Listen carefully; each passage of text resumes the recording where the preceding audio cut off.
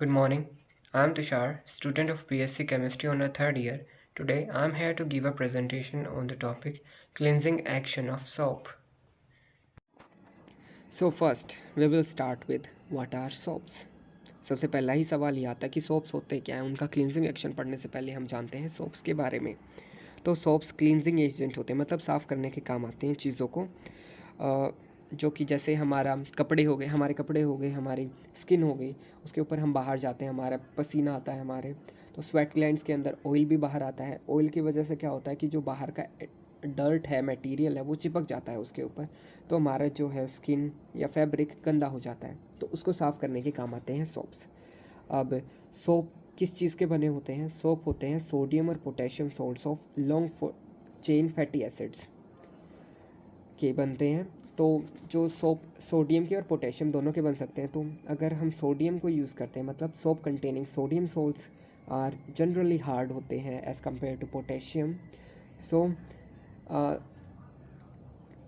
Reason being कि sodium salt क्यों hard होते हैं और पोटेशियम क्यों सॉफ्ट होते हैं, बिकॉज पोटेशियम जो होता है वो सॉफ्टर होता है एज़ कम्पेयर टू सोडियम। तो उसकी वजह से जब पोटेशियम सोल्ट बनाए जाते हैं तो पोटेशियम का यूज़ किया जाता है। तो पोटेशियम बीइंग सॉफ्टर, तो वो सॉफ्ट सोप बनाएगा। अब सॉफ्ट सोप से मतलब क्या है कि वो सॉफ्ट सोप है, मतलब स्किन के ऊपर ज़्यादा हार्श नहीं है हमारी स्किन के लिए, तो वो सॉफ्ट टू स्किन होता है, इसलिए उसे हम सॉफ्ट सोप्स कहते हैं। अब बनाने की उसको प्रोसेस को हम बोलते हैं saponification. As the name suggest, saponification means the formation of soap. तो सबसे पहले हम बात करते हैं कि सोडियम और पोटेशियम दोनों के बारे में बात करेंगे कि सोडियम सोप को कैसे बनाएंगे और पोटेशियम सोल्ट को कैसे बनाएंगे। तो सबसे पहले देखते हैं सोडियम सोल्ट को कैसे सोडियम सोप को कैसे बनाएंगे। तो उसके अंदर हम जो फैट लेते हैं, फैट ग्लिसरॉल ईस्टर हो गया fatty acid, with aqueous sodium hydroxide के साथ हीट करेंगे। कहाँ क्या यूज़ किया हमने? Aqueous sodium hydroxide to form sodium soap. तो उससे हमें क्या मिलेगा? हमें सोडियम सोप मिल जाएगा। और अगर हम सोडियम सोप की बजाय पोटेशियम सोप बनाना चाहते हैं using the same process saponification, तो उस केस के अंदर हम पोटेशियम हाइड्रोक्साइड यूज़ करेंगे in the place of sodium hydroxide. So this was all about the basic information about soaps and what are the different soaps. Now we will talk about the types of soaps. Like potassium and sodium soaps are different, but how their percentages changes and the content of fatty acids is different in different type of soaps, like based on their usage where we have to use those soaps. Like toilet soaps contain generally low TFM value, total fat percentage is less.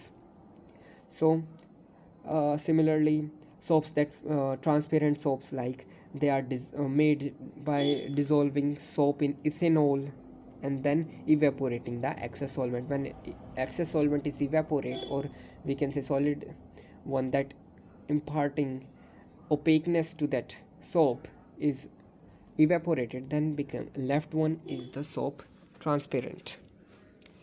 Next is medicated soaps. Now generally we use Dettol.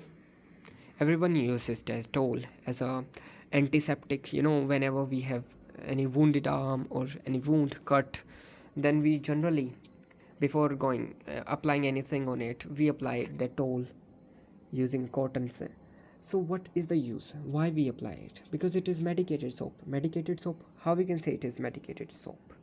So we, because it contains some medicinal values, like हम करते हैं नीम oil को हमने fatty acids और उनके साथ mix करके डाला, तो नीम ऑयल की जो कैरेक्टरिस्टिक्स होती हैं, कैरेक्टरिस्टिक्स क्या क्या होती हैं, जैसे एंटी बैक्टीरियल होता है वो, तो वो सोप के अंदर भी इम्पार्ट हो जाती हैं, तो उसलिए उसे हम क्या बोलते हैं? मेडिसिनल सोप बोलते हैं।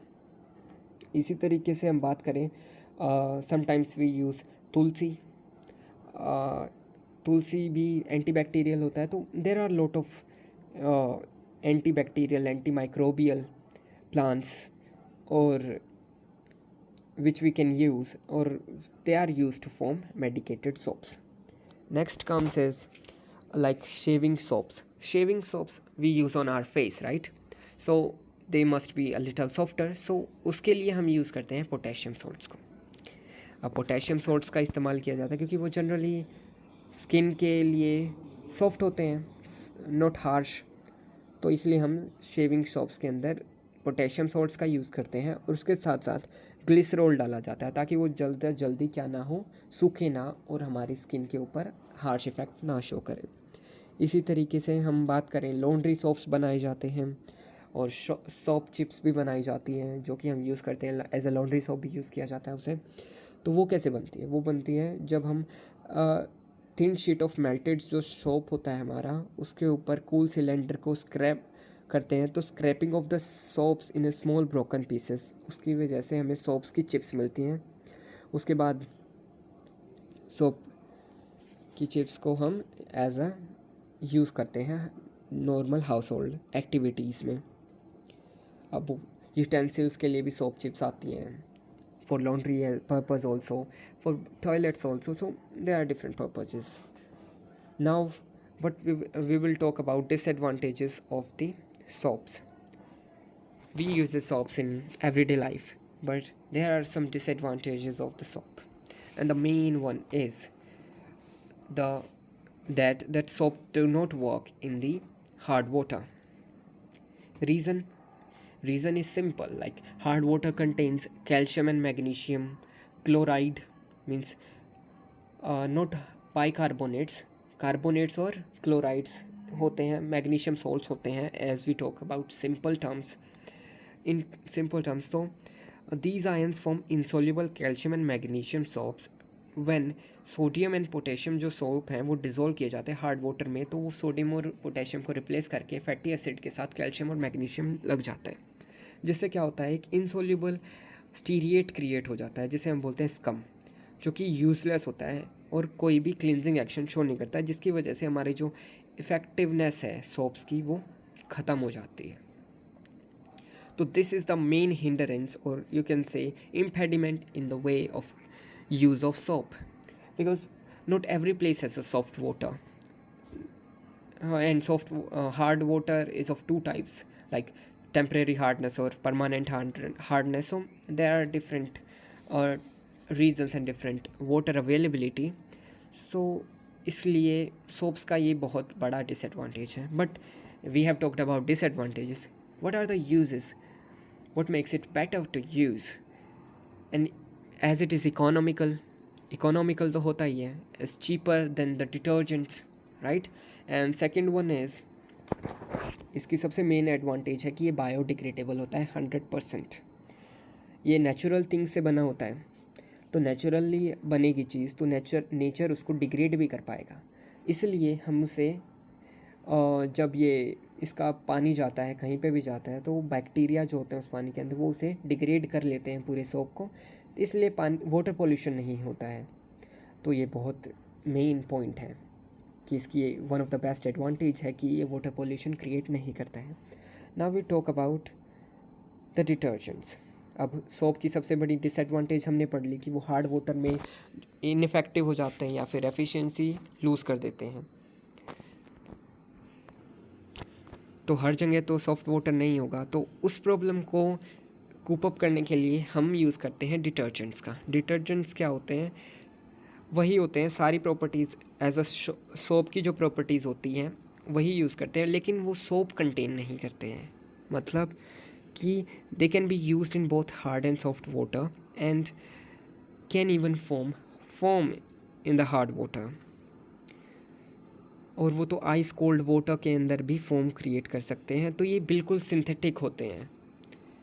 जनरली ये लैब मेड होते हैं और ऐसे केमिकल से बनाए जाते हैं जिनके अंदर हम नेचुरल प्रोडक्ट्स यूज़ नहीं करते हैं. तो ये सिंथेटिक होते हैं, तो इनका क्लींजिंग एक्शन मोर स्ट्रॉन्ग होएगा क्योंकि natural things have a limited scope, right? Chemicals as well, but chemicals are enhanced once.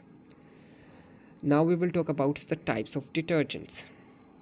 So it can be anionic detergents, cationic detergents and non-ionic detergents. Anionic detergents वो होते हैं जो sodium salt sulphonated long chains alcohol और hydrocarbon से बनते हैं. मतलब उसके अंदर हमने फैटी एसिड्स की लॉन्ग चेन देखी थी, इसके अंदर हम जो है वो सल्फोनेटेड लॉन्ग चेन देखते हैं. तो वो जो हमारा कार्बोक्सिलिक ग्रुप है उसको सल्फोनिक ग्रुप हमारा रिप्लेस कर दें तो हमारा क्या बन जाता है, डिटर्जेंट्स बन जाते हैं। बाकी सोडियम सोल्ट्स वही होते हैं, पोटेशियम सोल्ट्स वही होते हैं।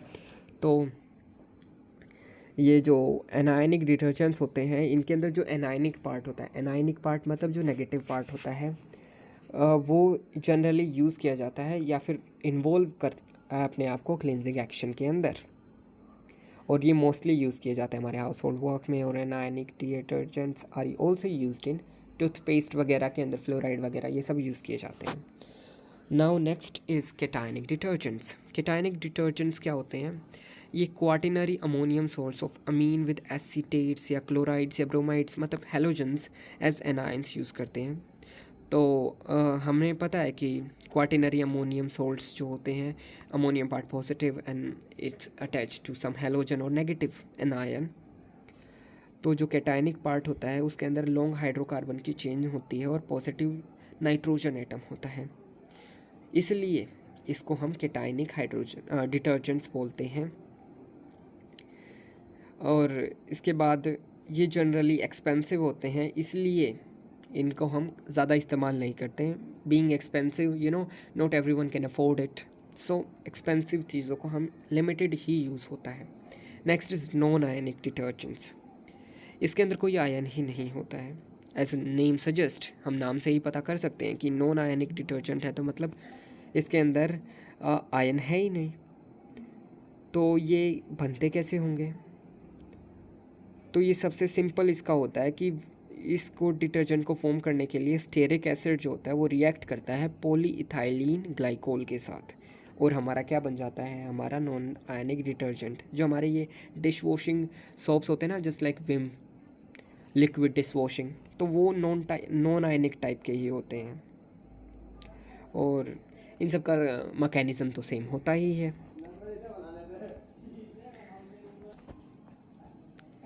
Now, as we have talked earlier about the disadvantages of soap and advantages of soap, we will talk about the same about the detergents as well. So, first one is what is the problem of with detergents. अब साफ advantages सबसे पहले पढ़ लेते हैं। Advantages क्या होते हैं, एडवांटेजेस होते हैं कि भाई इनका क्लिनजिंग एक्शन ज़्यादा अच्छा होता है, हार्ड वाटर के अंदर भी, इवन किसी भी वाटर के अंदर ये लेदर फॉर्म करते हैं और क्लिनजिंग एक्शन शो करते हैं। तो ये प्रॉब्लम क्या है इसकी, ये तो होता ही है, everything as a positive and a negative aspects, like every coin has two sides. तो इसकी सबसे नेगेटिव पॉइंट इज़ कि ये बायोडिग्रेडेबल नहीं है। हावेवर नॉट एवरी डिटर्जेंट्स जिनके अंदर हाइड्रोकार्बन चेन जो है वो हाईली ब्रांच्ड हो जाती है ना, वो ज़्यादा ख़तरनाक हो जाते हैं, मतलब नॉन बायोडिग्रेडेबल हो जाते हैं। लेकिन अगर वो स्ट्रेट चेन हो तो somewhat they are degradable, but जो ब्रांच्ड वाले होंगे दे आर नॉट डिग्रेडेबल। इसलिए बैक्टीरिया जो भी जिसके अंदर भी वो पानी के अंदर सीवेज सिस्टम हम यूज़ करते हैं, तो वो सीवेज सिस्टम कहाँ, नदियों के अंदर, नहरों के अंदर उस पानी को निकाल देते हैं। तो वो जो सोप और डिटर्जेंट हियर वो हाईली ब्रांच्ड होगा तो वो जो है उस वाटर में जाएगा, और बैक्टीरिया जो उस वाटर के अंदर होंगे उसे डिग्रेड कर नहीं पाएंगे। अब डिग्रेड नहीं कर पाएंगे तो उससे क्या होएगा, या फिर स्लो डिग्रेड करेंगे तो वो पोल्यूशन ही क्रिएट करेगा रिवर्स के अंदर। इसलिए nowadays you know unbranched chains जो होते हैं उनको ज़्यादा यूज़ किया जाता है, और एक फॉस्फेट्स का भी इस्तेमाल किया जाता है। लेकिन फॉस्फेट्स को जनरली बहुत सारी कंट्रीज़ लिमिटेड यूज़ ही करते हैं, क्योंकि फॉस्फेट एज अ पोल्यूटेंट नहीं होता है, लेकिन जब वो वाटर के अंदर जाता है तो वो प्लांट्स की ग्रोथ को, as you know NPK fertiliser, phosphate as a fertiliser use किया जाता है, तो वो प्लांट्स ग्रोथ ज़्यादा कर देता है, वाटर बेस्ड प्लांट्स को उनकी ग्रोथ ज़्यादा कर देता है, जिसकी वजह से क्या होता है कि ऑक्सीजन की कमी हो जाती है, क्योंकि प्लांट्स ज़्यादा होंगे तो वो ज़्यादा ऑक्सीजन ले लेंगे, तो एक्वेटिक एनिमल्स की लाइफ को थ्रेट करेंगे वो सब चीज़ें। तो वो इसलिए डिटर्जेंट्स का भी एक लिमिटेड उसके अंदर ही इस्तेमाल किया जाता है और किया जाना चाहिए। Next we will talk about our main topic और the main point for which we are discussing all about the soaps and detergent, that is the cleansing action of soaps, or you can use uh, what we say detergent. So first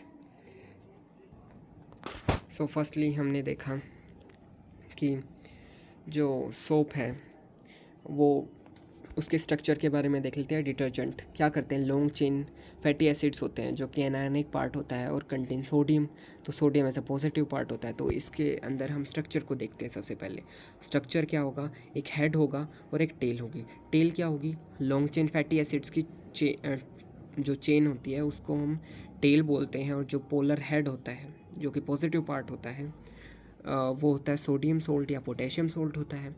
तो जो chain होती है वो hydrophilic होती है, sorry hydrophobic होती है। अब हाइड्रो मीन्स वाटर और फोबिक मीन्स क्या होता है, डर। तो जो पानी के साथ अट्रैक्शन शो ना करे उसे हम बोलते हैं हाइड्रोफोबिक, और जो पोलर हेड होता है वो होता है हाइड्रोफिलिक, वो वाटर के साथ इंटरेक्शन ज़्यादा अच्छी तरह शो करेगा। तो यही मेन होता है हमारा क्लिनजिंग एक्शन के अंदर। मतलब हमारे जो ये स्ट्रक्चर है, हमने सोप का अभी पढ़ा, अभी देखा, तो क्या होता है, सबसे पहले हम देखते हैं कि डर्ट कैसे होता है। डर्ट तो हम बाहर जाते हैं, धूल है, मिट्टी है, तो जो हमारे, और पसीना भी आता है। तो जो पसीना आता है उसकी वजह से जो हमारी स्वेट ग्लैंड्स होती हैं हमारी बॉडी की स्किन के ऊपर, तो उससे क्या होता है कि वो स्वेट ग्लैंड से ऑयल बाहर आता है। तो जो ऑयल होता है वो अट्रैक्ट कर लेता है किसको, जो डर्ट है या फिर हमारा जो धूल मिट्टी है उस सबको अट्रैक्ट कर लेता है अपनी ऊपर। और वो कपड़ों पर भी लग सकता है, वो ऑयल जो हमने कपड़े पहने होते हैं तो वो कपड़ों पे भी लग जाता है, जिसकी वजह से वो कपड़ों के ऊपर भी डर्ट और धूल मिट्टी लग जाती है। तो उससे क्या होएगा, उससे वो कपड़ा गंदा हो जाएगा, स्किन गंदी हो जाएगी। तो फिर उसको धोते हैं। धोते वक्त क्या होता है कि हमें पता तो है ही कि किसकी वजह से, main reason for dirt is the oil, the non polar one. तो इसीलिए सोप्स का जो वो जब हम डालते हैं वाटर के अंदर, तो वो जो पोलर हेड होता है वो वाटर के साथ इंटरेक्शन करता है, और जो नॉन पोलर होता है वो डर्ट के साथ इंटरेक्शन करता है, या फिर जो हमारा बेस जो हमें एब्जॉर्ब करता है सब कुछ डर्ट एंड धूल को, तो उसको उसके साथ इंटरेक्शन करता है, क्योंकि वो भी नॉन पोलर। हमें सिंपल फार्मूला तो पता ही होता है, सिंपल फंडा तो हमें पता ही होता है कि polar attracts polar and non polar attracts non polar. तो इसकी वजह से हम क्या कह सकते हैं कि वो नॉन पोलर के साथ अट्रैक्शन कर लेता है और वो पोलर के साथ अट्रैक्शन कर लेता है। अब जब उसकी एक मिनिमम कंसंट्रेशन होती है सोप की, इतने वाटर के अंदर इतनी कंसंट्रेशन अगर हम डाल दें तो हमारी मिसेल फॉर्मेशन हो जाती है। तो इसलिए हम बोलते हैं उसे क्रिटिकल मिसल फॉर्मिंग कंसंट्रेशन बोलते हैं उसे हम। तो उस टाइम पे जो है वो जो कंसंट्रेशन होती है अगर वो रीच हो गई हमारी, तो वो एक मिसल फॉर्मेशन। मिसल क्या होता है, मिसल होता है कि जो स्ट्रक्चर हमने देखा था सोप का, वो सोप की जो पोलर हेड और पोलर वो है नॉन पोलर पार्ट है, वो एक स्ट्रक्चर था। वो डर्ट को डिफरेंट वो छोटे छोटे स्ट्रक्चर्स पूरे डर्ट को चारों तरफ से घेर लेते हैं, जिससे उसका क्या होता है कि वाटर के साथ कपड़े के साथ कांटेक्ट टूट जाता है। तो अब कपड़े के साथ कांटेक्ट टूट गया है, तो जब हम उसको पानी से धोते हैं या फिर मैनुअल स्क्रबिंग हम करते हैं कपड़े की, तो उसकी वजह से क्या हो जाता है कि वो जो वाटर के अंदर रह जाता है और एक कोलोइडल बना लेता है वाटर के अंदर जो हमारा डर्ट है। और क्योंकि वो नॉन पोलर पार्ट के साथ अट्रैक्टेड था और वो पोलर पार्ट वाला वाटर के साथ अट्रैक्टेड था, और वो आपस में तो अट्रैक्टेड थे ही, तो उसकी वजह से डर्ट जो है वो वाटर में रह जाता है। मैनुअल स्क्रबिंग के बाद उसको जब हम कपड़े को निकालते हैं तो वो साफ़ हो जाता है, और उसके ऊपर से वो डर्ट की लेयर हट जाती है। सेम विद द स्किन, कि वो स्किन साफ़ हो जाती है after all this process. So this was all about the topic. Thank you.